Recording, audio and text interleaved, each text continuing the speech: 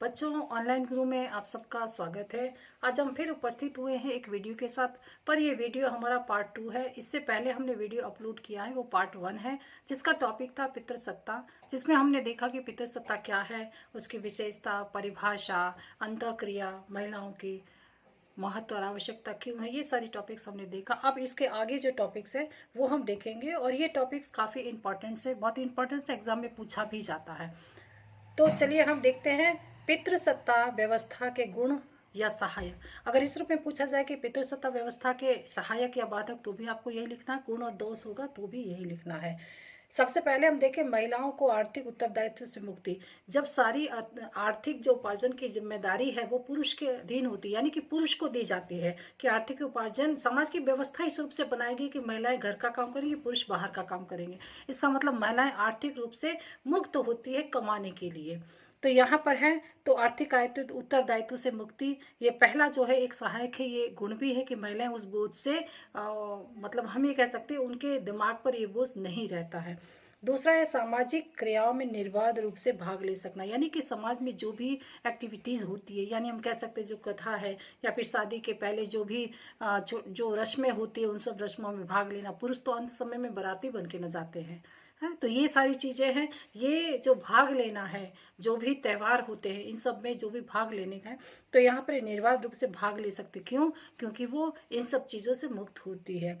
इसके बाद अनावश्यक दबाव से मुक्ति, यानी अनावश्यक दबाव आप आर्थिक रूप से भी कह सकते हैं, आप किसी भी रूप में दे सकते हैं, आप जिम्मेदारी के रूप में ले सकते हो, आर्थिक रूप से ले सकते हो। ये सब जो एक दबाव है, एक प्रेशर है, वो प्रेशर से मुक्त होती हैं। क्यों? क्योंकि जब पितृसत्ता समाज होता है तो पितृसत्ता व्यवस्था के अकॉर्डिंग ये सारी जिम्मेदारी से मुक्त होती है, तो उनके ऊपर कोई अनावश्यक दबाव भी नहीं होता। दूसरी चीज है मनोवैज्ञानिक सुरक्षा प्राप्त होना।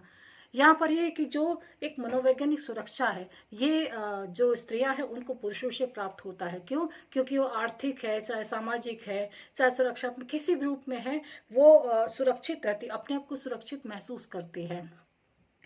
तो कुल मिलाकर कहने का मतलब है कि मनोवैज्ञानिक रूप से सुरक्षा प्राप्त होती है। अगर आप सफर में जाते हैं, कोई पुरुष साथ में है, तो ट्रेन आ रही है, जा रही, कहाँ आना है, कहाँ जाना, आपको चिंता नहीं होती है। पर अगर आप अकेले हैं तो आप 10 बार सोचेंगे ट्रेन कहाँ जा रही है, आप पूछताछ करेंगे। इसका मतलब है कि मनोवैज्ञानिक एक सुरक्षा जो है वो प्रदान होता है पितृसत्ता व्यवस्था के अंतर्गत। अब हम देखते हैं पितृसत्ता के दोष, बाधक या अवरोध।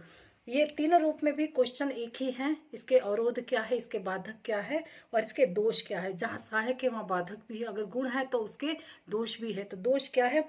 अलग पहचान के निर्माण में बाधक, यानी कि जब सारी पहचान पुरुष के पास रहती है, तो अगर महिलाएं अलग पहचान बनाना चाहती है, यानी कि पुरुष से आगे होकर पहचान बनाना चाहती है, तो कहीं ना कहीं ये बाधक है। पर आज के अंतर्गत देखें तो बहुत हद तक इसमें जो है हम ये कह सकते हैं कि बहुत लचीलापन भी हुआ है। हम ये बिल्कुल नहीं कह सकते आज पुरुष भी महिलाओं को अवसर दे रहे हैं आगे बढ़ने का, लेकिन फिर भी हमारे समाज में कहीं ना कहीं ऐसी व्यवस्था अब भी है कि जहां पर जो है वो अपनी अलग पहचान बनाने में बाधक है।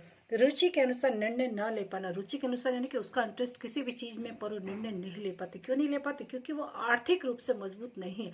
आर्थिक अर्निंग किसके पास है? पुरुष के पास है। तो अगर उसे कुछ भी चाहिए, मन चाहिए, पसंद की कोई चीज चाहिए, कपड़ा चाहिए, कोई भी चीज चाहिए, तो वहां पर उसे सफाई देनी पड़ती कि क्या करना है इतने पैसों का। अगर एक मुश्त वो 1 लाख मांग रही है तो वैसे जायज तो नहीं है, 1 लाख का हिसाब तो सबको देना पड़ता है। लेकिन उसके बाद भी वो 10 बार सोचेंगे। क्यों? क्योंकि वो जो आर्थिक रूप से जो उपार्जन है वो पुरुष करता है, तो इसलिए वो अपनी रुचि के अनुसार निर्णय भी नहीं ले पाती, लेट गो कर देती है। उसमें बहुत सारे रीजन हो सकते हैं, हम ये नहीं कहते, बहुत सारे रीजन हो सकते हैं, लेकिन फिर भी समाज में महत्व कम मिलना, यानी कि जब पितृसत्ता समाज है तो पुत्र को महत्व अधिक दिया जाता है, तो वैसे भी यहाँ पर समाज में महत्व जो है वो कम मिलता है। वैसे भी जिनके सिर्फ बेटियां हैं ना, उनको एक बार कमेंट जरूर मिल जाता है कि एक बेटा होना चाहिए। क्या है इसका मतलब? है कि पुत्र का महत्व बहुत अधिक है, तो यहाँ पर उसके महत्व को उन्हें कम महत्व समाज में मिलता है। इसके बाद अंतिम है स्त्रियों में हीनता का भाव होना।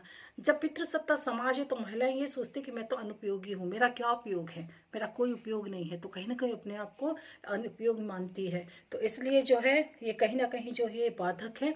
तो पितृसत्ता समाज के ये जो पॉइंट्स हमने बताए हैं ये बाधक हैं। तो बच्चों, आज के वीडियो में इतना ही। इस वीडियो को लाइक और सब्सक्राइब कर दीजिएगा, और हाँ, अगर कोई क्वेश्चन है, कंफ्यूजन है, तो आप कमेंट बॉक्स में जरूर लिखिएगा। ओके, थैंक यू बच्चों।